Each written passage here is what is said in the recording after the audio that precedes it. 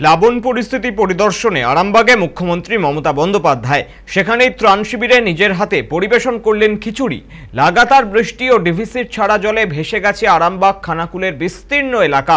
বানভাসী এলাকা থেকে মানুষজনকে সরিয়ে নিয়ে আসা হয়েছে বিভিন্ন আশ্রয় শিবিরে। এদিন কামারপুকুরে এমনই একটি ত্রাণ শিবিরে যান মুখ্যমন্ত্রী। আশ্রয় নেওয়া মানুষজনের সঙ্গে কথা বলেন, তাদের পরিবেশন করে খাওয়ান। লাগাতার বৃষ্টিতে গত 1.5 মাস ধরে জলবন্দী ঘাটালের বিভিন্ন এলাকাও। আরামবাগ থেকে ঘাটালের দিকে রওনা দেবেন মুখ্যমন্ত্রী। সেখানে জলবন্দী মানুষদের সঙ্গে দেখা করবেন তিনি। এরপরেই ঝাড়গ্রাম যাওয়ার কথা মুখ্যমন্ত্রীর। এখানে প্রশাসনিক বৈঠকে যোগ দেবেন তিনি। বৃহস্পতিবার কলকাতায় ফিরে আসবেন তিনি।